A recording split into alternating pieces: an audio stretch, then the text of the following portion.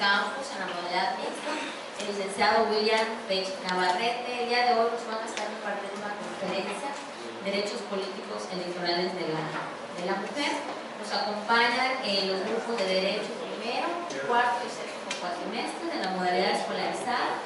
Nos acompañan también algunos docentes y pues esperamos que sea mucho provecho este día. Les pedimos a todos ustedes poner mucha atención, guardar silencio y pues expresar sus dudas, sus preguntas, sus comentarios. Siempre cualquier espacio de estos es importante para que ustedes expongan sus dudas, preguntas, aprovechen al máximo las visitas que constantemente tenemos del magistrado y del docente a su casa de la universidad. Les damos la más cordial bienvenida.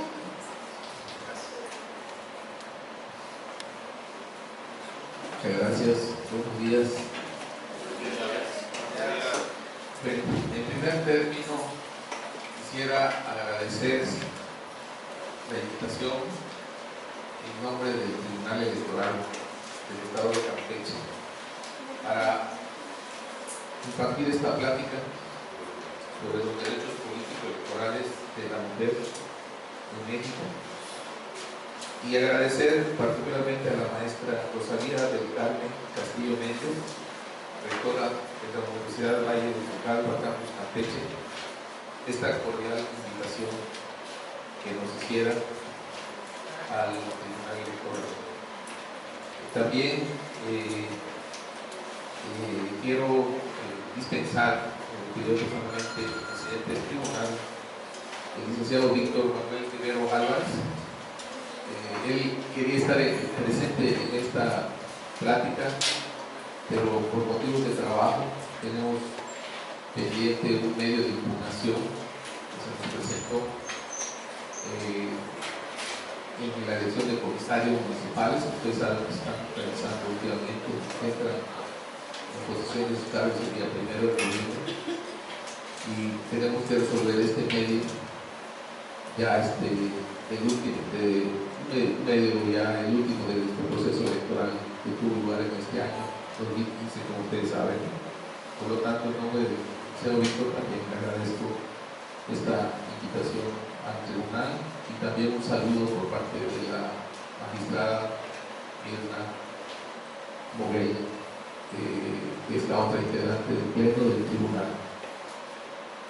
Agradecer también a la presencia de todos ustedes, principalmente para llevar a cabo esta plática, el interés que tienen en escuchar esta información referente a los derechos políticos, particularmente de las mujeres en México, y agradecer la presencia de todos ustedes, de los maestros y directivos de esta escuela. Y agradecer la presencia de nuestros compañeros del Tribunal Electoral que nos acompañan, particularmente los que trabajan con un servidor en la magistratura a cargo de nosotros, y sobre todo el maestro William Pech, que siempre nos acompaña en este tipo de eventos y contamos también con su participación. Bueno, pues ya entrando en materia, como ustedes saben, la cuestión del empoderamiento de la mujer en el marco de los derechos políticos electorales en México,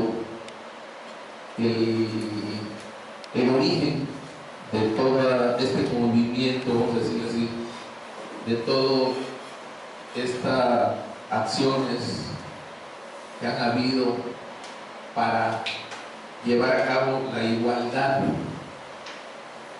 general, ¿verdad? La igualdad general de la mujer, la igualdad de género, la equidad de género, y particularmente la equidad en materia político-electoral, es un asunto que pues, tiene 20 siglos, ¿verdad? Vamos a decirlo, toda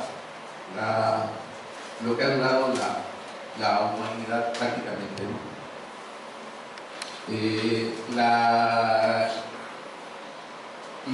Las acciones ya más en forma, en materia jurídica o en materia social, vamos a decir así, comenzaron hace 3 siglos, 3, 4 siglos, particularmente con la Revolución Francesa, a que ya hay antecedentes anteriormente de hacer posible la igualdad entre los géneros.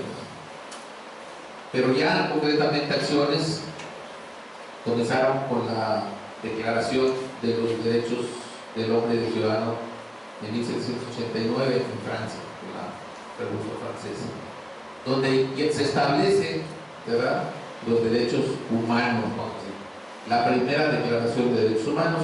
Y también tenemos el antecedente de la Constitución de los Estados Unidos, que es unos años antes, en 1779 más o menos, que se da la Declaración de Independencia de los Estados Unidos, y ahí se da un catálogo que le llaman Bill of Rights, en inglés, Declaración de Derechos, donde se establecen los primeros derechos de las personas. Y esto viene de una concepción, vamos a decir, justnaturalista, del derecho natural, la concepción que todos traemos ya como seres humanos de que somos libres, y así nacen los derechos de libertad, posteriormente nacen los derechos de igualdad, posteriormente nacen los derechos sociales y los derechos de última generación, pues que ya vemos últimamente derecho del medio ambiente, derecho a la información, etcétera, otros derechos más novedosos.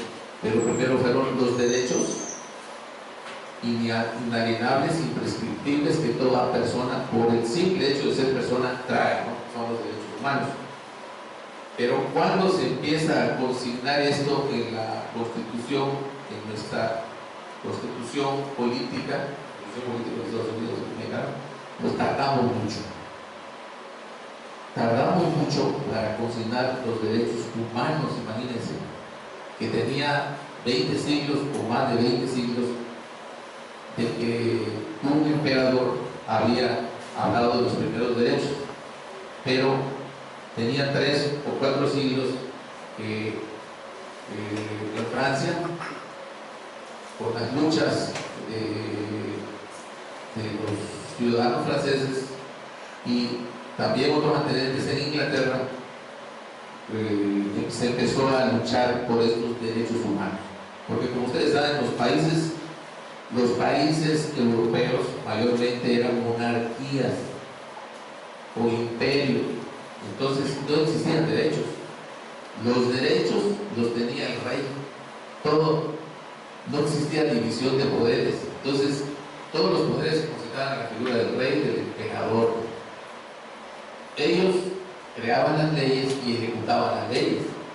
Ellos eran poder legislativo porque creaban las leyes, poder ejecutivo porque las ejecutaban, y poder judicial porque también castigaban e imponían las penas a los que delinquían o los que incurrían en violación a las leyes. Entonces todo el poder se concentraba en los reyes, en los emperadores. No existían prácticamente derechos humanos, aunque en la mente, en la tradición, se hablaba de las libertades, pero las libertades eran para unos cuantos nada más, no eran para todos, no estaban limitadas. Entonces, en ese periodo no había libertades o derechos humanos generales, ¿no? Entonces, cuando se empiezan a firmar, cuando se empiezan a dar este tipo de documentos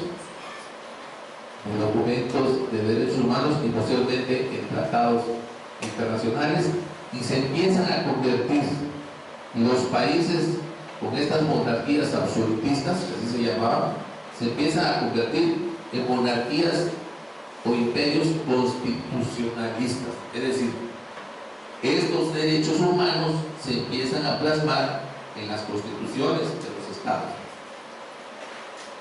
Entonces ya la gente empieza a gozar de estos derechos inalienables que por el solo hecho de nacer ya traen los seres humanos.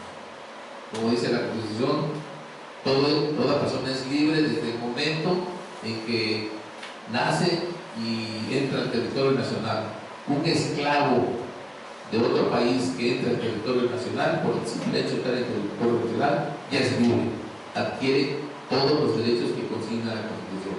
Entonces estos imperios, monarquías, tienen una transformación completa de hace 2 siglos, del siglo XVII, XVIII, y se convierten cuando ya consignan estos derechos en sus constituciones, ¿verdad?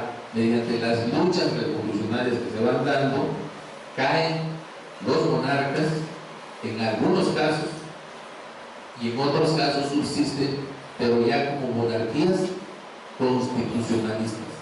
Es decir, ya el monarca no es absoluto, como sucede en España, en Inglaterra, que aunque son imperios, o sea, tienen monarquías por tradición nada más, ya están sujetos a todo un régimen constitucional muy avanzado, por cierto.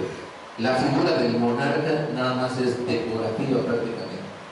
Claro, en la figura del monarca también está la figura del jefe de Estado, pero prácticamente no toma decisiones, el que toma decisiones es el primer ministro.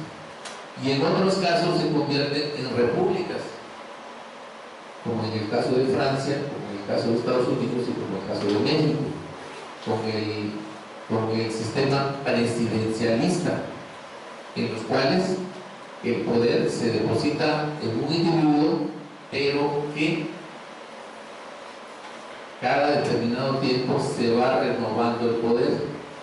Entonces, esta es una diferencia entre la democracia republicana o presidencialista y la democracia monárquica, ¿no? Que la monarquía, el rey era rey y tenía poder durante toda la vida, y luego se la dejaba por linaje de sangre a sus hijos o descendientes. En cambio, en el sistema democrático republicano presidencialista, la transición del poder se supone que es hacia los más aptos, hacia los que compiten en elecciones periódicas, regidas por leyes, por la Constitución y por las leyes correspondientes. Entonces, estos son los antecedentes, así a grosso modo, el avance de los derechos en la evolución de los pueblos y de las naciones en el mundo.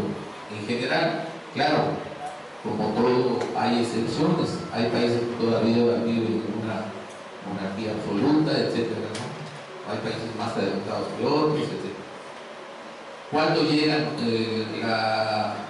los derechos humanos a nuestro país? Bueno, también desde el siglo pasado, ya en las constituciones de 1824, como ustedes saben, estudiantes de Derecho, en 1857, hubieron algunas relaciones de derechos humanos, los derechos humanos fundamentales que le llaman, ¿sí? El derecho a la vida, la libertad de expresión, la libertad de tránsito, ya estaban consignados en las constituciones del siglo XIX. Pero realmente cuando se consignan ya los derechos en forma y nacen también en México los derechos sociales, es con la Constitución de 1917, que es la Constitución que está vigente. Claro, no es la misma Constitución la que se promulgó en 1917 que la Constitución actual, ya ha cambiado mucho. Aunque el número de artículos siguen siendo los mismos. ¿Cuántos artículos tiene la Constitución política? ¿Cuántos? 136. Siguen siendo los 136 artículos, pero ya todos los artículos son diferentes.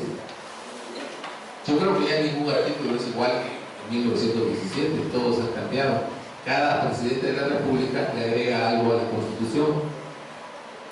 Entonces, en 1917, en la parte dogmática, que se le llama la primera parte, los primeros 29 artículos, se consignaban las llamadas garantías individuales. Hasta eso no se establecieron con el nombre correcto los derechos humanos, eran garantías individuales. Pero hay una diferencia entre garantías individuales y derechos humanos. ¿Hasta qué año se consigna el concepto o la denominación correcta de derechos humanos en la Constitución. ¿Hasta qué año fue? La famosa reforma en materia de derechos humanos fue en 2011 y sale publicada el 10 de junio de 2011 en el Diario Oficial de la Federación. Hasta ese día, oficialmente, las garantías dejan de ser garantías, porque garantías es otra cosa, y se convierten en derechos humanos, que son las prerrogativas de los ciudadanos. Ya se le da específicamente el nombre de derechos humanos en la Constitución. Ya no son garantías. Sin embargo, las garantías existen. ¿Cuáles son las garantías de los derechos? Son los procesos, los procedimientos para hacer valer los derechos. Por ejemplo, el juicio de amparo, las acciones de inconstitucionalidad, etc. Todas son las garantías de los derechos. Son los procedimientos establecidos también en la Constitución y en las leyes para hacer prevalecer los derechos humanos. Entonces, si pasamos ya a la cuestión del voto, que es lo que nos ocupa, todos los mexicanos se supone que adquirieron estos derechos desde las constituciones, y a partir de la Constitución de 1917 ya se consignaba la igualdad entre el varón y la mujer, como fue posteriormente, parece, pero en la legislación mexicana, en el Código Civil, ya se consignaba que el varón y la mujer eran iguales ante la ley.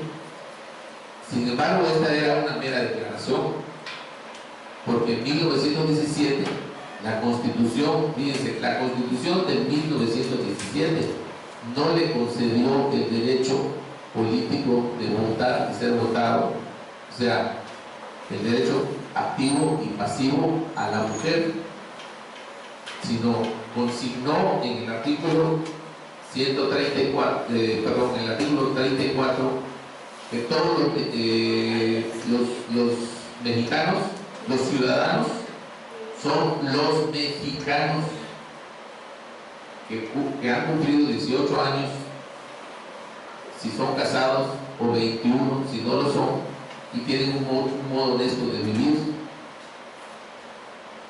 Los mexicanos. Y esto se interpretó en el sentido no de género masculino y femenino, sino solamente masculino. Entonces la mujer prácticamente se interpretó, digo, porque aun y cuando la idea del constituyente original fue que la ciudadanía se le concedía a todos, al hombre y la mujer, los tribunales no lo consideraron así, ni las instituciones lo consideraron así, y simplemente se tomó como que solamente los varones tenían la ciudadanía. Entonces,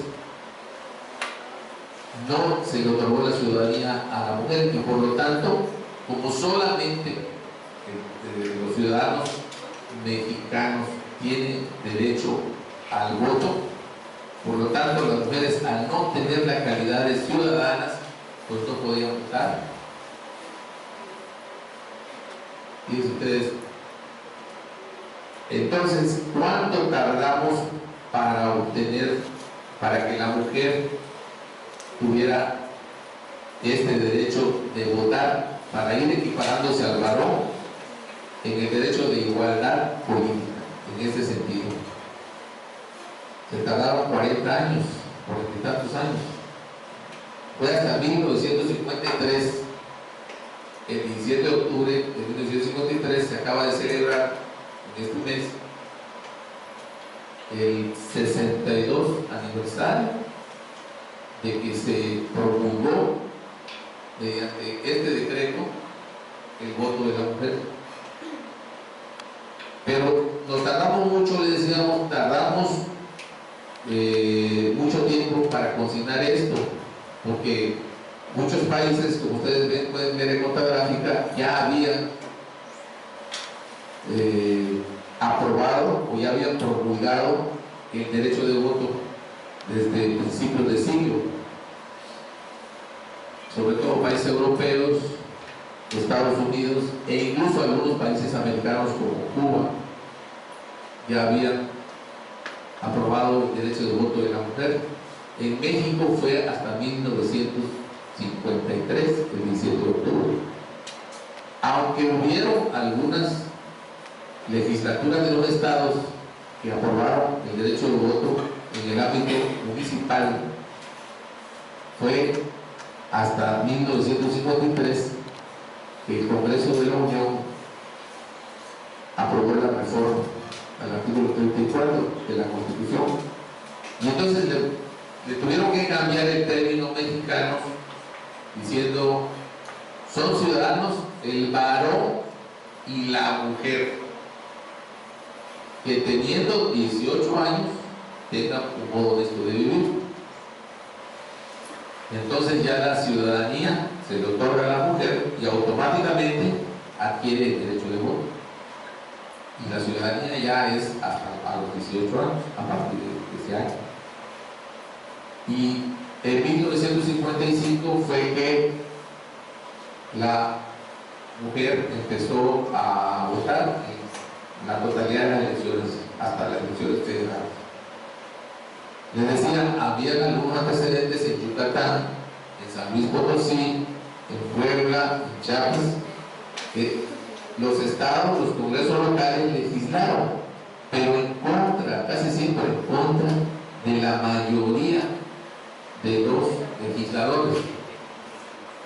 Porque, por ejemplo, en Yucatán hubo un caso muy curioso que hubo un gobernador socialista, de apellido Alvarado. Entonces, este gobernador, que tenía ideas de avanzada, ¿verdad?, le concede el voto a la mujer desde 1923. Y empiezan mujeres a ocupar cargos de regidoras y presidentas municipales en estos estados. Pero cuando muere el gobernador Alvarado, entonces las mujeres se les retira de estos puestos. Entonces, podemos decir que toda esta etapa entre principios del siglo XX y mediados hasta 1953, prácticamente la mujer no ocupó cargos públicos. Fueron muy pocas, y ahí tenemos otro cuadro en el cual podemos observar algunas mujeres que llegaron a ser regidoras, presidentas, pero muy casuísticamente, no era la generalidad, eran casos aislados prácticamente. La mayoría de los cargos de elección popular, desde regidoras, presidentas municipales, mucho menos gobernadora, porque gobernadora fue hasta 1800 y tantos, que ya se da el primer caso de una gobernadora en Colima, Isela Álvarez. Y también ahí en el cuadro podemos ver, en un cuadro más adelante podemos ver también cuando llega la mujer a ocupar cargos, por ejemplo, de ministra, de secretaria de Estado, ¿verdad?, que ya fue en el sexenio de López Portillo, la secretaria de Turismo, Rosa Luz Alegría, la primera ministra, la primera senadora. Una de las primeras senadoras fue campechana, la Valle Urbina. Fue campechana y que también fue presidenta del Congreso de la Unión. Aparte de ser senadora, llegó a ser presidenta del Congreso de la Unión o presidenta de la Cámara de Senadores. Entonces, todo el siglo pasado, la mujer todavía estaba relegada, a pesar de que ya tenía el derecho de voto. Entonces, a nivel internacional se empezaron a dar tratados. Tenemos un cuadro ahí que establece algunos tratados donde se consignan derechos humanos. Esto precisamente para lograr la igualdad entre determinados grupos vulnerables, como los discapacitados, los niños, las mujeres, los adultos, la tercera edad. Entonces, que históricamente y y tradicionalmente han sido grupos vulnerables, que no se les han dado sus derechos de acuerdo como las leyes han evolucionado. O sea, no ha habido igualdad para estos grupos o para estas personas. Entonces se empiezan a hacer determinados cambios en las leyes y se empiezan a dar determinados tratados, convenciones de carácter internacional, precisamente para llegar a proporcionarle satisfactores o acciones para que estos grupos puedan alcanzar los bienes o los servicios a que tienen derecho y se pueda alcanzar la igualdad verdaderamente en materia de derechos humanos en general en todos los países. Estos tratados establecen obligaciones para los países que los firman y los ratifican. O sea, no solamente se trata de que el país vaya y firme el tratado. Se dice que México es bueno para firmar todos los tratados. O sea, somos los primeros en llegar a la firma de un tratado. Se han firmado infinidad de tratados, 150, 200 tratados, ¿no? Infinidad de tratados que ha firmado México. Y en materia de derechos humanos se han firmado muchos tratados. Hay tratados que son en otras materias, por ejemplo en materia del trabajo, con la OIT, la Organización Internacional del Trabajo, se han firmado tratados, no son propiamente en materia de derechos humanos, pero tienen implícito otros derechos, como el derecho al trabajo. Entonces, para firmar tratados, México es uno de los primeros países. Pero con la firma de los tratados se establecen obligaciones por parte de los estados. Entonces, se han firmado tratados precisamente para alcanzar la igualdad sustantiva, la equidad de género de la mujer con el varón. Se han firmado muchos tratados. Particularmente se ha firmado un tratado en contra de la discriminación de la mujer y en contra de la violencia de la mujer en los años 70 y 80. Han habido conferencias por el aniversario del Año Internacional de la Mujer, en las cuales se han establecido obligaciones también para los estados desde el siglo pasado. Sin embargo, no se han hecho palpables en la legislación interna de los países, como México, que suscriben esos tratados, sino de manera tardía. O sea, en materia política, que es lo que preocupa ahorita, se firmaron estos tratados a favor de la igualdad política de la mujer y existen estas disposiciones para que los países en sus legislaciones establezcan medidas que se llaman acciones afirmativas en favor de la mujer para que se llegue a esta igualdad. Sin embargo, cuando México realiza estos cambios en su legislación, fue hasta fines del siglo pasado. Se empezaron a poner recomendaciones para que los partidos políticos vayan proponiendo en sus candidaturas a mujeres. Y entonces se establecen cuotas, lo que se llaman cuotas de género. Primero se establece el 30% que ningún género podrá en número de candidaturas superar el porcentaje del 70%. O sea que cuando menos, tratándose de la mujer, del género femenino, debían haber candidaturas de un 30%. Pero como era a nivel de recomendación, en principio los partidos no lo observan. Entonces tuvo que darse ya hasta este siglo, en 2002, ya la disposición exacta en la ley para que los partidos obligatoriamente tuvieran que postular en sus candidaturas a mujeres. Entonces se comenzó con mínimo del 30% de candidaturas de mujeres. Luego siguieron con el 40% mínimo, hasta llegar en 2014, con la reforma política de 2014, que era una reforma importante en esta materia, la del año pasado, a la paridad. ¿Y qué quiere decir paridad? Paridad es igualdad, es que la mujer y el varón en materia política, en materia de candidaturas a cargos de elección popular estén en un plano igualitario. Existan tanto mujeres como varones en igualdad de circunstancias para postularse para esos cargos. Entonces, esto fue hasta 2014,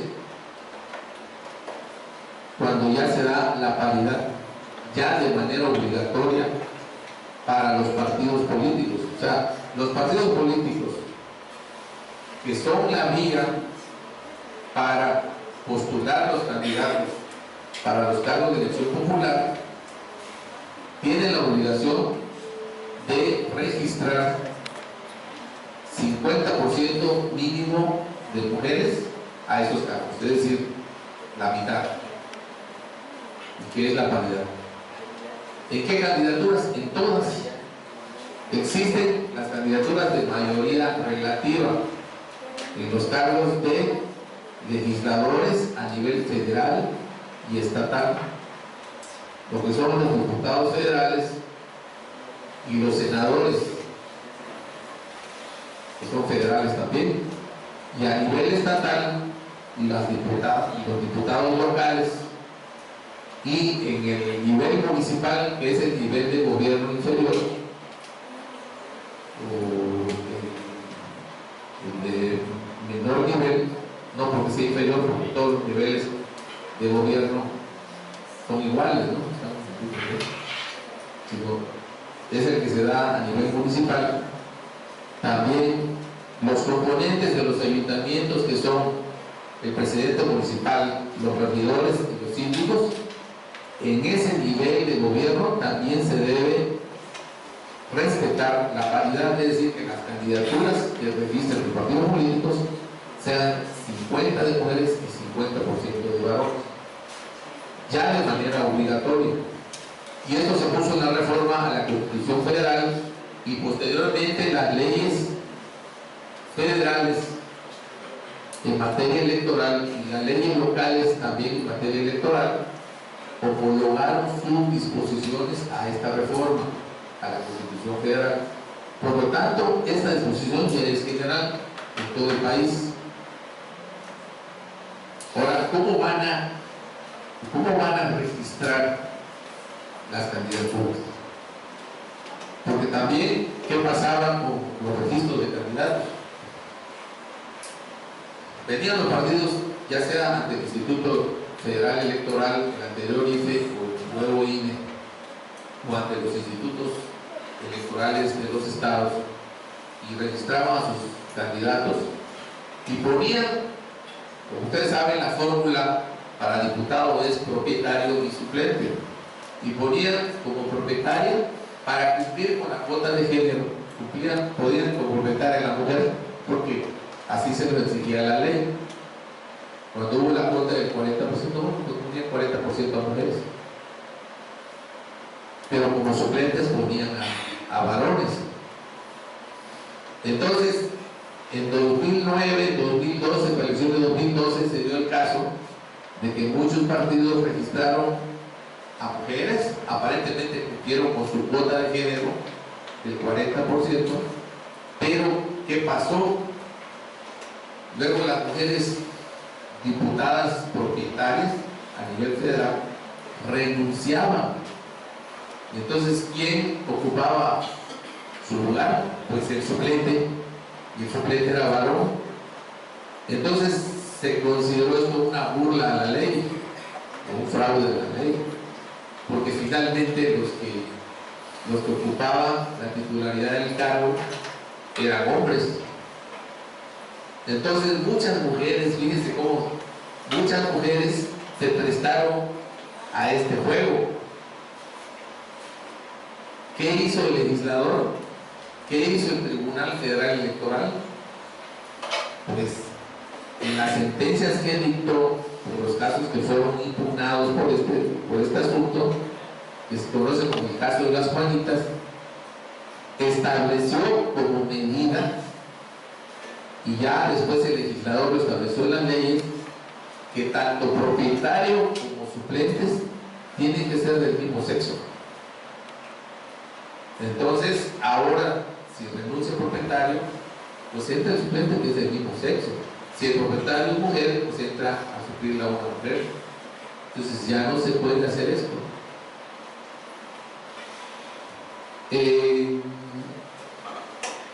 Otra medida es que las relaciones, bueno, también en los cargos de diputados, tanto federales como locales, de mayoría relativa, los de mayoría relativa son los que se eligen en los distritos, los que ganan en las votaciones, ¿sí? Que se eligen en cada distrito, porque nuestro sistema es mixto. Nuestro sistema de elección es de mayoría y de representación proporcional. Los diputados de representación proporcional, que se llaman plurinominales, esos se eligen después de que se lleva a cabo la elección de los diputados de mayoría. Se hace un cómputo y se eligen a los diputados de representación proporcional, los famosos plurinominales, y de los votos que obtiene cada partido en todos los distritos se hace un cómputo, se aplica una fórmula y de allí se eligen a quienes son los que van a ocupar esas diputaciones plurinominales.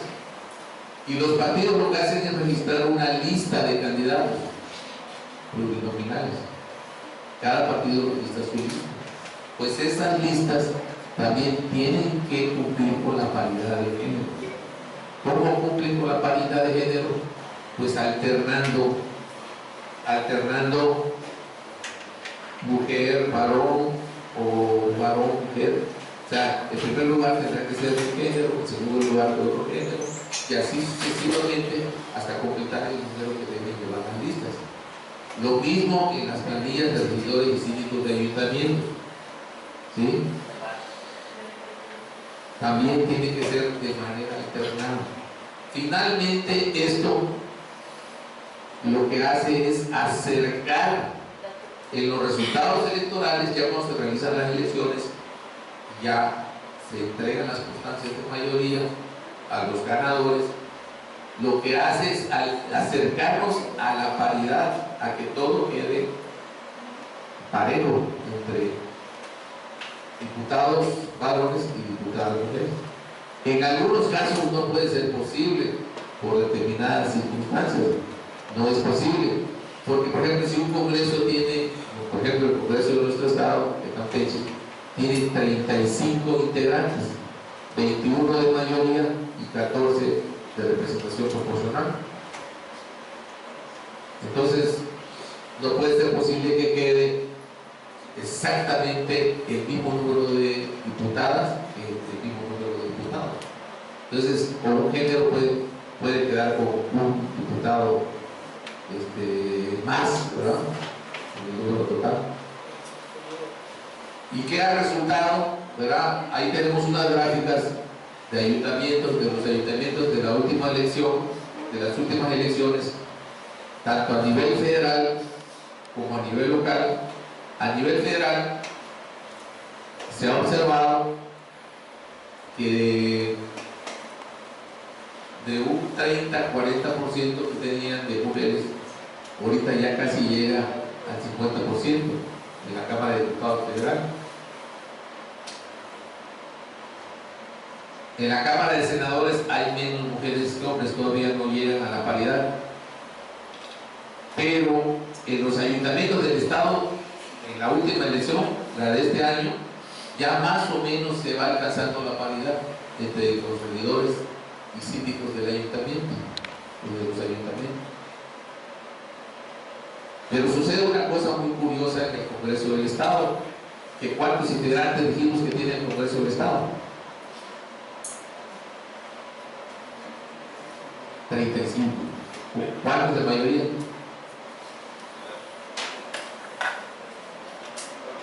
¿Y cuántos de representación proporcional?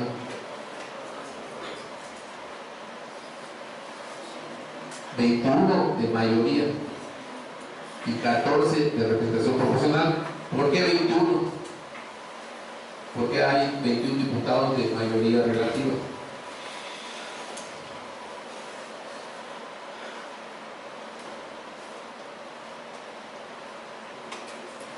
Porque el Estado está dividido en 21 distritos electorales. 21 distritos electorales. Los distritos electorales son las circunscripciones territoriales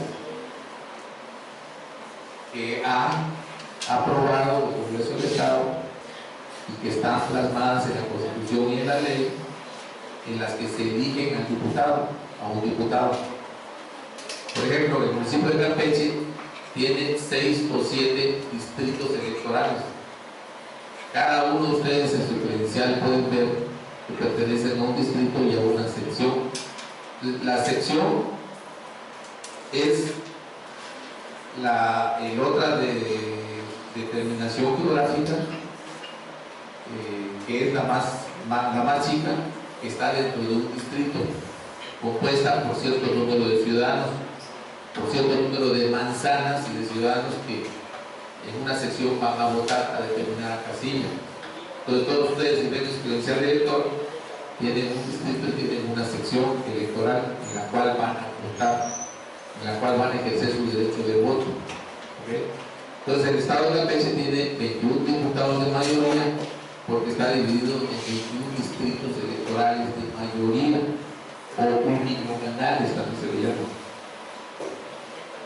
Pero también tiene diputados de representación proporcional, ¿verdad? Que son 14, que esos se eligen aparte, como ya dijimos, en listas. ¿Y qué pasó en esta última elección en Campeche con la cuestión de la paridad? Que decíamos que ya se aplicó en esta elección de 2015, que en el estado de Campeche, después de que en la anterior legislatura del Congreso del Estado hubieron solamente 9 mujeres y el resto de hombres, de los 35, en esta legislatura, en esta nueva legislatura 2015-2018, sucedió que quedaron más mujeres. Por determinadas circunstancias quedaron más mujeres que hombres. O sea, quedaron 19 mujeres y 16 varones. Hay 19 diputadas y 16 varones diputados. O sea, aquí se excedió el porcentaje del 50% de la participación de la mujer. O sea, quiere decir que aquí la mujer campechana es más entrona, ¿no?, en materia política, es más participativa.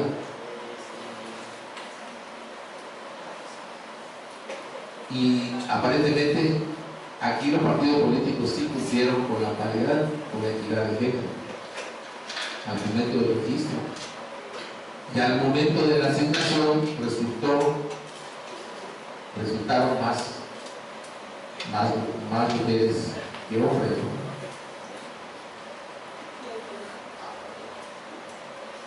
Pero fíjense, si hubiesen resultado menos mujeres, pues a lo mejor las mujeres que no llegaron, las candidatas que no llegaron a obtener la diputación, hubiesen impugnado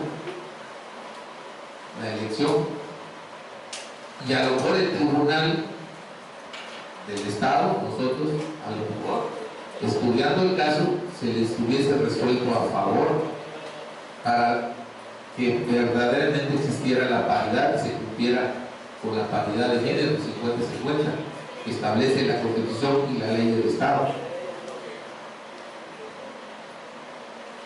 Pero ahora resulta que llegaron más mujeres diputadas, pues los varones son los agraviados ahora, los que no llegaron a ser diputados. Y entonces resulta que sí hubo inconformidades de parte de los candidatos varones a las diputaciones y metieron impugnaciones. Y entonces estas impugnaciones las estudió el Tribunal Electoral Federal. Hay un tribunal federal que califica las elecciones federales, es decir, estudia las inconformidades en materia electoral de las elecciones federales, pero también opera como una segunda instancia para las elecciones locales. Es decir, si a nivel local los impugnantes, candidatos o partidos no están de acuerdo con los resultados, en primera instancia vienen al tribunal local, eso por nosotros, el Tribunal Electoral del Estado de Campeche. Pero si aún así no están de acuerdo con la resolución que dé el Tribunal del Estado, se pueden ir en una segunda instancia al Tribunal Federal. Entonces, el Tribunal Federal tiene varias salas, no está centralizado, sino opera con varias salas regionales. Y la circunscripción que nos corresponde del sureste es la sede de la sala regional del Tribunal Federal, que está en Jalapa, Veracruz. Entonces, el que no esté de acuerdo con lo que resuelva el Tribunal Electoral del Estado se va a la sala regional del Tribunal Federal, en segunda instancia, a Jalapa. Y aún así, si no está de acuerdo con lo que resuelve Jalapa, la sala regional, se puede ir en una instancia final a la sala superior, que es, vamos a decirlo así, la autoridad máxima en materia electoral, que es del mismo Tribunal Federal, la sala superior. Está compuesta por 9 magistrados. Entonces, la sala superior ya es la última palabra en materia electoral. Pero pues, se fueron a la sala, no pasaron por nosotros porque los tiempos ya estaban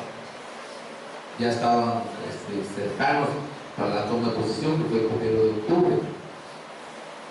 La asignación fue el 10 de septiembre, que es la fecha que marca la ley electoral del Estado para asignar diputados de RP, de representación proporcional. Entonces, cuando ya se asignan los diputados de representación proporcional, ya tienes integrado la Cámara de Diputados. Ya sabes cuántas mujeres quedaron y cuántos hombres quedaron. Ya queda completa la integración de la Cámara. Del 10 de septiembre al 1 de octubre, bueno, son pocos días, en tanto presentan los medios, en tanto se estudian. Entonces, como ya no dan tiempo, se fueron directo a la sala Jalapa. Y entonces, la sala Jalapa dio una resolución muy importante ahí en esa materia, que ahorita les va a exponer el maestro William Pech para concluir esta charla. Pero, ¿qué nos deja todo esto? Primero, los derechos humanos existen desde hace mucho tiempo en los tratados, en las convenciones, en las declaraciones de los países europeos, americanos, etcétera, que han llegado primero a ello. Ha transcurrido mucho tiempo para que México llegue a esto. Apenas en 2011 se dio la reforma en materia de derechos humanos, donde ya reconoce el país los derechos humanos que tienen todos los mexicanos. Antes eran garantías individuales, no es lo mismo garantías que derechos humanos.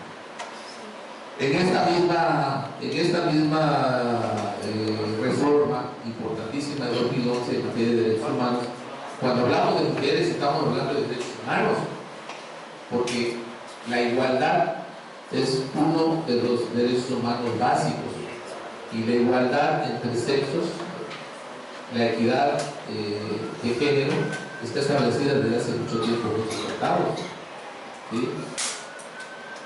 Entonces, cuando hablamos de derechos humanos, estamos hablando ya de la Constitución Federal, pero también estamos hablando de los tratados internacionales. En esta reforma 2011 de materia de derechos humanos es importante también porque ya se establece que los tratados internacionales en materia de derechos humanos o los derechos humanos consignados en los tratados internacionales están al mismo nivel que la Constitución, y esto rompe con todo un paradigma que teníamos antes. A lo mejor ustedes ya en sus clases de derecho ya les están enseñando, ya no les están enseñando la famosa pirámide de Kelsen. A nosotros todavía nos enseñaron la pirámide de Kelsen en la introducción al estudio de derecho, que la pirámide de Kelsen, ¿alguien puede decir cuál es? ¿Quién está en la cúspide de la pirámide? Y en segundo lugar, leyes ordinarias, generales y tratados internacionales. Pues no, fíjense que ahora, con la reforma de 2011 y con pues todas las sentencias que ha dado la Corte Interamericana de Derechos Humanos, ya esto ya cambió. Entonces, en la cúspide está la Constitución y están los tratados al mismo nivel, porque la propia Constitución, en el artículo primero, de acuerdo con la reforma de 2011, estableció que los derechos humanos se interpretarán conforme a esta Constitución y los tratados internacionales. Entonces quiere decir que ya se equiparan al mismo nivel los tratados internacionales. Entonces, en las sentencias que dictan tanto el Tribunal Local como el Tribunal Federal en materia política electoral, por disposición del mismo artículo primero de la Constitución, producto de esta reforma, tenemos que aplicar lo que se llama, ya no control de constitucionalidad, que antes ya no, nada más lo tenía la Suprema Corte de Justicia, sino el control de convencionalidad, que ya lo tienen todas las autoridades. ¿Qué quiere decir control de convencionalidad? Eso precisamente, que tenemos que aplicar los derechos humanos que están consignados en los tratados internacionales. Viene de convención, las convenciones. Entonces, ese es el control de convencionalidad. Entonces, se interpretan los derechos tratados, los derechos humanos consignados en las leyes, de acuerdo con lo que establece la Constitución y los tratados internacionales. Y aún más, de acuerdo con sentencias de la Corte, ahora hasta la jurisprudencia de la Corte Interamericana de Derechos Humanos se tiene que aplicar. Entonces, ya el ámbito de los derechos humanos, de la interpretación y de la aplicación de los derechos humanos ya se abrió muchísimo, y eso impacta mucho en todos los que tienen que aplicar una ley como Poder Ejecutivo y en todo lo que tienen que dirimir un conflicto, no solamente en materia electoral como los tribunales electorales, sino también en materia civil, en materia penal, en materia administrativa, en todo. Esa reforma cambió todo el panorama de la aplicación de justicia en México, y por lo tanto cambia todo el sistema de enseñanza del derecho en México, y ustedes ya deben estar bajo ese nuevo plan de estudio, ¿sí? Entonces tienen que saber de tratados internacionales, de derecho internacional y de control de convencionalidad. Tienen que conocer qué derechos humanos están establecidos en los tratados, porque ya se amplió mucho la gama de estos derechos humanos, ¿no? Y particularmente el derecho de la mujer. Y esto es parte de todo ello, los derechos político-electorales en general, los derechos político-electorales de las mujeres y todas estas acciones que se han hecho para llegar a esta paridad, para alcanzar esta paridad que ahorita ya la estamos alcanzando. Todavía no llegamos completamente a ello. El caso Campeche es un caso muy especial, pero en otros casos, en otros congresos todavía están abajo, no han llegado a la paridad. Lo mismo lo vemos en el mismo Congreso Federal, no hay 50-50, no hay paridad todavía, a pesar de que ya es obligatorio, ya se vuelve la reforma. Todavía no llegamos a ello. Y estamos hablando nada más en materia política.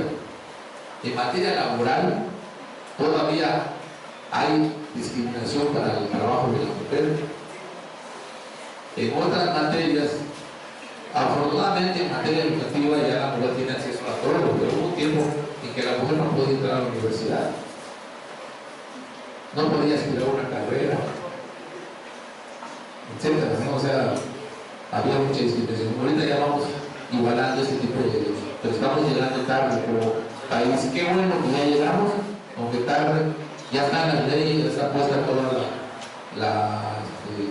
el andamiaje jurídico, ¿no? Ahorita se está dando, por ejemplo, ya para terminar y dar la palabra al maestro William, en la Suprema Corte de Justicia está integrada por 11 ministros y solamente tiene 2 ministras mujeres. O sea, no hay equidad de género en el tribunal más alto del país. En el Tribunal Federal Electoral tampoco, solamente hay una mujer de 7 magistrados. Ahorita va a haber la sustitución de 2 magistrados. Quiero leerles para antecedarles lo que dijo un ministro de la Corte con respecto a esto de la sustitución que va a haber de 2 ministros del máximo tribunal. Dice el ministro Silva Mesa, que ya se va a retirar, precisamente se van a elegir 2 ministros para la Suprema Corte de Justicia. Uno de ellos va a ser el ministro Silva Mesa, que le voy a leer sus palabras, y otra va a ser de una ministra, la ministra, me parece que Olga Sánchez Cordero, ¿verdad? Ya se van a pasar a retiro. Van a haber 2 lugares que se van a ocupar de 2 ministros nuevos. Les doy como antecedente. El último ministro que se retiró fue sustituido por un ministro que no era de trayectoria judicial, ¿verdad? Fue sustituido por un hombre. Entonces siguió habiendo la misma conformidad entre hombres y mujeres en la Suprema Corte. Pero vean qué dice Silva Mesa. Dice: considero que tanto en la Suprema Corte como en el Poder Judicial en general es necesario una mayor equidad de género, y asegura que es válida la petición de magistrados y juzgadores de que los espacios sean ocupados por mujeres, y argumenta que esta medida se debe tomar no por el simple hecho de que sean mujeres, ni como una situación de cuota, hablábamos de cuota de hace rato, sino simplemente porque tienen toda la capacidad. Simplemente tienen toda la capacidad. Es decir, somos iguales ante la ley en todo. Las mujeres tienen toda la capacidad para ocupar los lugares políticos, los lugares de ejercicio público, es decir, en otras ramas del acceso público, las secretarías, las dependencias, como titular. Lo pueden hacer, y mientras mejor preparadas estén, lo harán. No por cuota, no por alcanzar una paridad nada más en los hechos y en las palabras, pero, sino porque verdaderamente tienen toda la capacidad para llegar a ocupar esos lugares. Entonces cedo la voz al maestro William para concluir con esta conferencia. Muchas gracias. Con su permiso, magistrado. Con su permiso a ustedes. Me voy a permitir estar parado, me gusta dar más las pláticas de pie. Antes que nada, el Tribunal Electoral del Estado de Campeche, junto con la Universidad Valle del Quijaba, está haciendo esta conferencia por 2 motivos. Uno, estamos conmemorando que es el mes que se celebra el voto de la mujer. Y 2, que el Tribunal Electoral del Estado de Campeche en las elecciones pasadas marcó precedente, y es un precedente histórico a nivel Estado y a nivel nacional. ¿Por qué? Porque en nuestras sentencias cambiamos todo un sistema jurídico ya establecido para darle cabida al principio de paridad. ¿Cómo es esto? Tenemos esta línea, pero antes de que yo entre a lo que es la sentencia en sí, vamos a hacer un poquito de reflexión sobre los antecedentes históricos, que es, lo voy a hacer de manera rápida. 2011, como ya explicó el magistrado, hubo una reforma a gran escala. Esa reforma dio cabida a los tratados internacionales y a los derechos humanos. Es decir, el principio pro homine, que ya no es pro homine, sino es pro persona, porque también decían que pro homine era degenerada a la mujer. por eso lo cambiaron a Progreso. Ese cambio fue muy importante porque obligó a las diferentes ramas del derecho, en las legislaciones por supuesto, a establecer criterios para que se pueda dar cabida a este derecho fundamental que es el principio de paridad y el de alternancia. Cuando se da cuenta el constituyente o el legislador federal que nuestra propia constitución y sus leyes secundarias federales no tenía ese principio primordial, fue en el 2014. Hizo una serie de modificaciones al sistema jurídico, lo que causó que en el 2014 se dieran principios que todavía nosotros, y eso se lo tengo que decir de manera personal, y muchas personas de otros estados han coincidido, no estábamos preparados para esta reforma política. ¿Por qué? Porque no teníamos la experiencia, primero, apenas nos estábamos constituyendo como un tribunal electoral. Apenas tenemos un año, desde que comenzó la jornada electoral, somos nosotros el primer tribunal electoral del Estado. Dos, hay unas reformas políticas donde se dan principios y donde se dan situaciones que podemos decir que habían lagunas o que habían ciertos temas que no se habían tratado. Y uno de ellos es la paridad. Y otro es la alternancia. Todo fue a vapor, podemos decir, todo fue expreso, fue rápido la reforma, que no nos dio tiempo al constituyente local realizar las diferentes modificaciones acordes a un proceso que se debe de llevar. Que es lo que ocasionó que se dieran ciertos atropellos en las cuestiones de los derechos políticos electorales de la mujer. ¿Cuál es el caso que pasó en Campeche por el cual se ha marcado trascendencia? En nuestro estado, en el artículo 234 de la Ley de Instituciones y Procedimientos Electorales del estado de Campeche, nos dice que para el registro de los candidatos se deben de hacer o conforme a listas, siempre y cuando debe de tener en cuenta el principio de alternancia. Hasta ahí, principio de alternancia. Bueno, el Instituto Electoral del Estado de Campeche dijo, bueno, el principio de alternancia va a ser de la siguiente forma.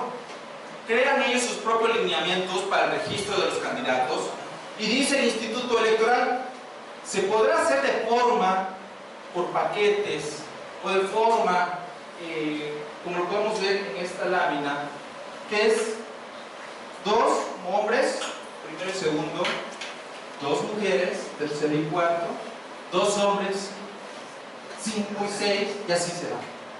Esa era la forma que estaba diciendo el instituto para decir, esa va a ser la forma en que se van a registrar los candidatos como legalistas. Esta es una alternancia, porque estamos viendo que hay 2 hombres y después 2 mujeres. 2 hombres y 2 mujeres. Y esto es lo que nosotros decíamos en un principio, que ese criterio o esa interpretación de la ley es errónea. ¿Por qué es errónea? Porque la alternancia es la colocación intercalada de un hombre y una mujer. Es decir, debe ser primero, como quieran comenzar ustedes, si quieren poner hombre o quieren poner mujer. Hombre, mujer, hombre, mujer, hombre, mujer, o en su defecto, mujer, hombre, mujer, hombre. Esa es la interpretación que se le debe de dar a la ley. Sin embargo, nadie dijo nada, ni un partido político alegó absolutamente nada, ni impugnaron nada. Se quedó la ley como está, por paquetes.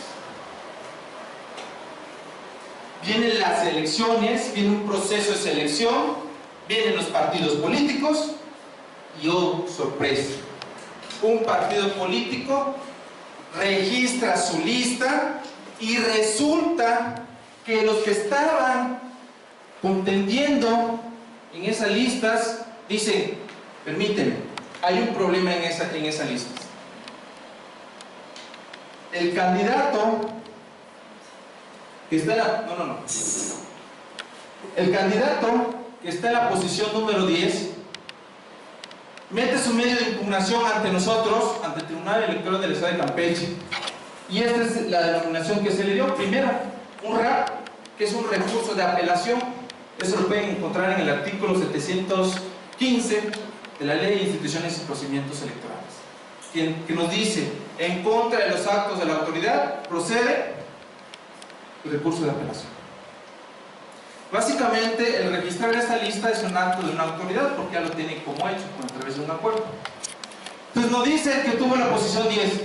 Un momentito, a ver, usted, partido político, no hizo todos los procedimientos adecuados, porque yo me considero que no debo de ocupar el número 10, yo debo de ocupar el número 2. Es un hombre, ojo, es un hombre y un hombre. Empezó la disputación. Es que el partido político fue por dedazo, por imposición, y no respetó todos los procedimientos que marca la ley y que debe de ser legalmente el procedimiento. Por lo tanto, esta lista es ilegal.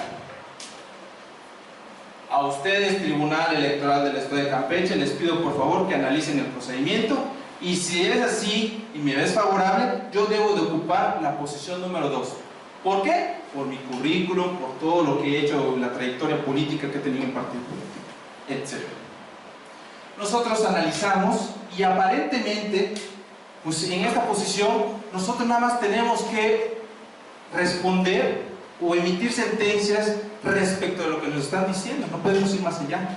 La ley es clara. Entonces, nosotros teníamos que analizar el procedimiento, la legalidad de ese registro, de esa lista. Sin embargo, cuando los demás se dieron cuenta de que ya había uno que estaba inconforme, los demás empezaron a impugnar y se convirtieron en JDC. ¿Qué significa? Juicio para protección de los derechos político-electorales del ciudadano campechano. Y empezaron a entrar los medios de impugnación. Es decir, que fueron 7 expedientes de este tamaño, más o menos, de mesas acá. Fue algo voluminoso. Fueron 16 personas quienes estuvieron involucradas en este caso, y todas pedían que el proceso estaba mal, que debíamos nosotros analizar la legalidad de cada uno de los pasos. Entonces nosotros nos dimos cuenta que he dicho, bueno, pues hay que analizar el procedimiento para ver qué pasa, si realmente cada uno de ellos es de acuerdo a que ocupen el segundo lugar. La siguiente, por favor. Aquí lo vemos. El 10, que es el RAP, que es el que originó todo esto, decía: yo debo de ocupar la posición número 2. La siguiente,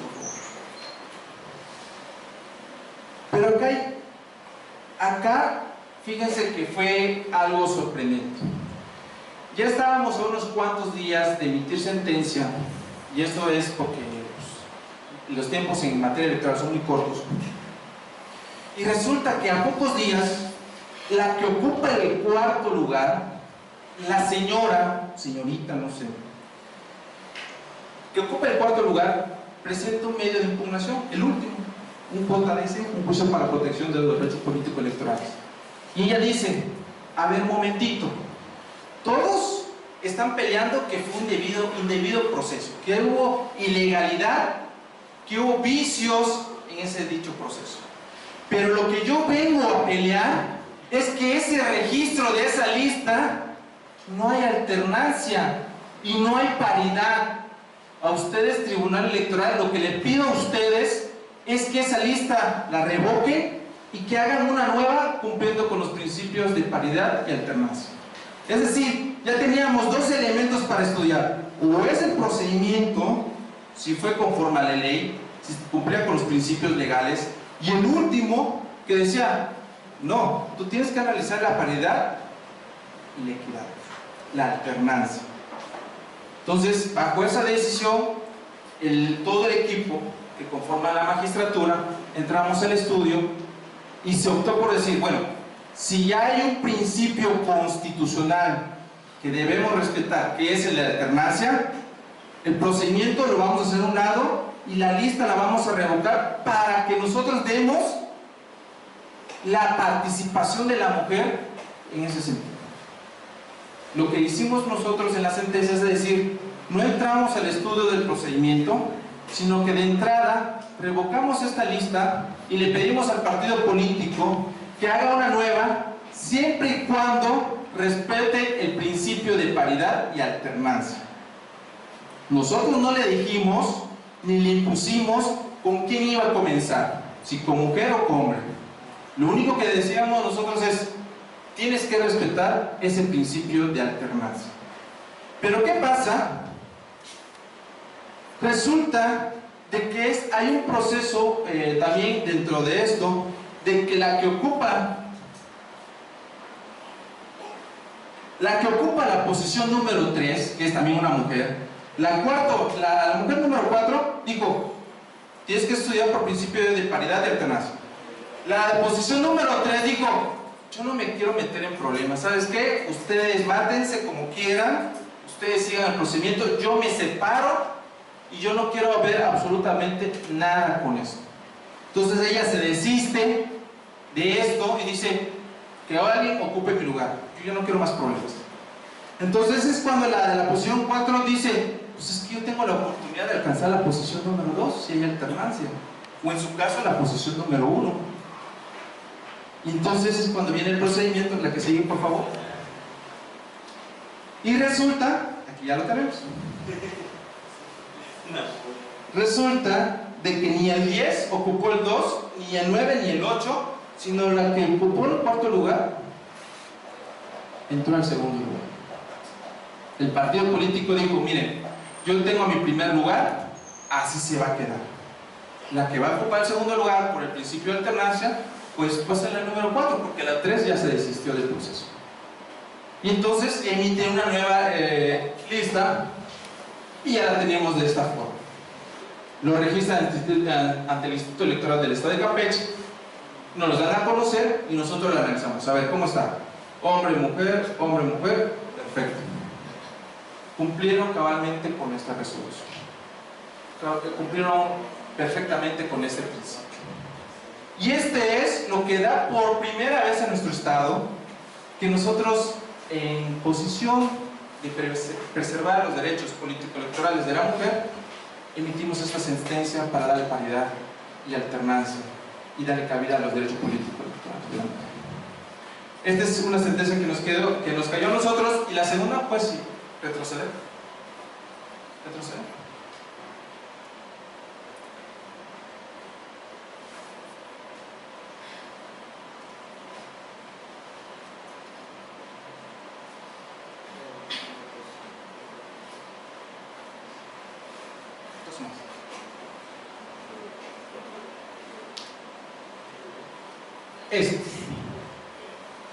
Este es el segundo caso también muy importante, que ya el magistrado les adelantó un poco. Pasa algo peculiar en nuestro estado. Se emite el principio de paridad, dice que el Congreso debe de haber 50 y 50%. Van las elecciones, el proceso electoral 2015, y resulta de que hay un 54% de mujeres en el Congreso y un 46% de hombres. Los diputados de cierto partido dijeron: un momentito, si estamos hablando de paridad, nosotros los hombres vamos a impugnar porque la mujer no debe de tener más del 50%, porque ellas tienen 4% de más. Nosotros debemos tener también 50%. Impugnan los hombres y dicen eso: es que el Congreso debe estar 50 y 50 y la mujer tiene 54. Que me devuelva a mí esos lugares para que los candidatos que son hombres ocupen ese 50% y así estemos parejos. Viene un análisis muy profundo respecto de este caso. Aquí lo tienen, Subred 794, por si alguien lo quiere investigar, leerlo. Del 2015, el magistrado ponente Flavio Galván Rivera, también fue del Tribunal Federal, y dice básicamente respecto de ello que en el Congreso del Estado de Campeche, si bien es cierto de que la mujer ocupó un 54%, no podemos hacer absolutamente nada, se va a quedar así. ¿Por qué? Porque durante muchos años la mujer ha sido relegada de esas posiciones, y es justo que el día de hoy estamos viendo un fenómeno jurídico-social que se puede aplaudir y se le puede dar un gran renombre. Y es el primero, como dice el magistrado, en toda la República que se está dando este caso. Y es cuando el Tribunal Federal dice, se queda así solo por el hecho de que a la mujer se le ha relegado durante muchos años. Y por ese simple hecho, le vamos a darle la oportunidad de que tenga ese acceso a los cargos públicos electorales.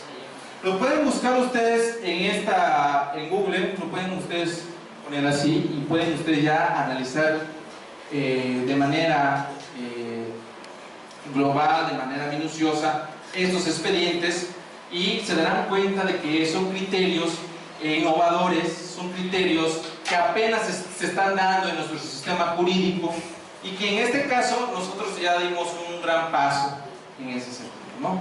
Esto por parte mía, le doy las gracias, espero que haya sido de gran utilidad y pues que tengan una bonita tarde.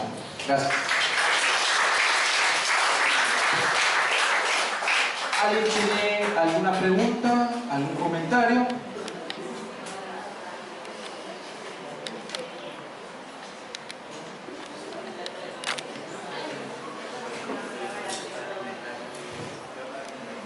¿Hay alguien? ¿Sí?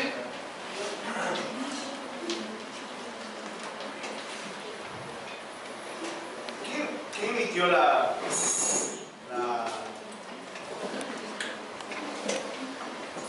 resolución de la ley Juanita, algo así? ¿Cómo se llamaba? La ley Juanita, ¿dónde lo hizo? Las Juanitas, las Juanitas. ¿Quién emitió? ¿Fue la legislación federal o la estatal? Fue la federal. ¿Fue la federal? Federal. Porque hubo un caso muy peculiar en el cual se hicieron varias listas, y esto lo voy a hacer de manera general para no especificar y no tener mucho tiempo. Resulta de que a nivel federal se presentaron unas listas donde antes decía que pues se tenía que pues de alguna manera cumplir con la equidad de género. Y cuando hablamos de equidad de género decía propietaria puede ser mujer y suplente hombre. O en su caso, propietario hombre, suplente mujer, que ahorita ya no se da eso. Ahora la ley establece tanto propietaria como suplente tiene que ser mujer o hombre. Ahora una pregunta. ¿Qué es más importante? ¿Qué es más importante? ¿La igualdad o la libertad? Yo considero desde el punto de vista particular que la igualdad es muy importante. La igualdad. Estamos ahorita, creo que por el hecho de tener estas reformas político-electorales del 2011, en el cual nos dice y trata de emerger en nuestro sistema jurídico los tratados internacionales y sobre todo los derechos humanos, es dar ese énfasis a la igualdad de participación tanto social, política, de la mujer y del hombre. Tener las mismas condiciones de participación en nuestro sistema jurídico. Ya, bueno, eso fueron las preguntas, ahora el comentario. Sí. Me parece absurdo esta resolución, en primer lugar. Y lo digo porque México es un país democrático y libre. La libertad es lo primordial.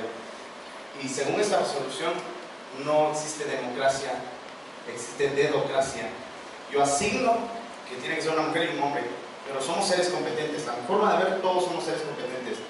Peleamos en la competencia de ser mejores cada quien. Y yo no puedo obligar a una mujer a que se incluya si no se quiere incluir.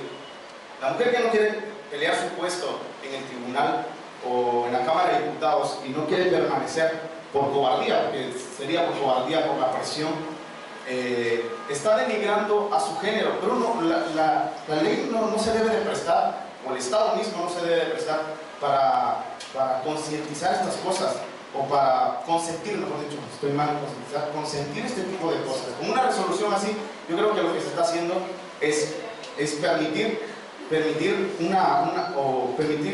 o aparentar una falsa igualdad de género, porque no es igualdad de género. Estamos obligando a la mujer a que se incluya, y la mujer no debe ser obligada a incluirse.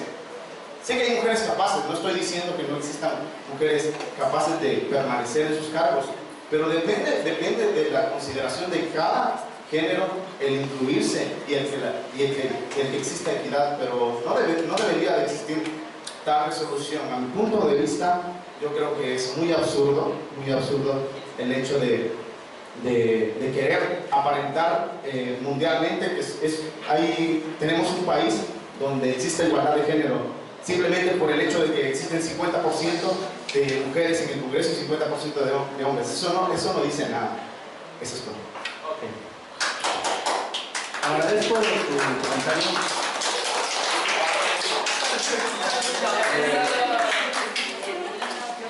Me permito darle contestación. No se le está obligando a la mujer. En un principio se lanza una convocatoria y esa convocatoria dice: todas las mujeres que quieran participar se pueden enlistar, todos los hombres que quieran participar se pueden enlistar. No se está obligando absolutamente a ni una mujer a estar participando. Por lo menos legalmente no se está obligando a nadie. Y si estamos hablando de que somos un tribunal, un candidato a delegado en el DF que era apoyado por López Obrador, que se llamaba Juanito, y ahí fue al revés. Juanito contendió porque la que quería realmente López Obrador que fuera la delegada, y esa delegación prácticamente la tenía ganada el PRD, era otra persona, mujer, pero hicieron un acuerdo entre ellos y el que iba a ir, porque era el que cumplía todos los requisitos, era Juanito, se llamaba Juanito, no recuerdo el apellido, y Juanito es el que contiende como propietario y luego renuncia inmediatamente para darle entrada a, de apellido Barrales, creo que fue la candidata. Y entonces es así como la candidata que se quería, o la persona que se quería que llegara al cargo, era esta persona Barrales, llega a ser delegada, ¿verdad? De allí toma el nombre de esta sentencia del Tribunal Federal de las Juanitas, que allí fue al revés. Las mujeres las ponían como propietarias y ponían suplentes a los varones, renunciaban las mujeres para darle paso a los varones. Por eso era un fraude a la ley, no se cumplía con la ley así. Y entonces el tribunal resolvió que no, esta situación era irregular, que no se incumplía con el objeto de la ley, con el espíritu de la ley, y por lo tanto de allá vino una disposición que todas las fórmulas debían ser del mismo género, es decir, tanto propietario como suplente tenían que ser del mismo género, para que ya no volviera a pasar esto. ¿No? Ya quedó claro este punto, ¿no? De las Juanitas, por eso llegó el caso de las Juanitas. Y aquí tengo el número del expediente por si te interesa, porque puedes tener acceso en internet al expediente y a la sentencia completa. ¿Ok? Con respecto a lo de libertad e igualdad, mira, no puede haber libertad si no hay igualdad, y no puede haber igualdad si no hay libertad. Son derechos consubstanciales, y la propia Constitución, en el artículo primero, la Constitución Federal, en su artículo primero, dice 4 características de los derechos humanos.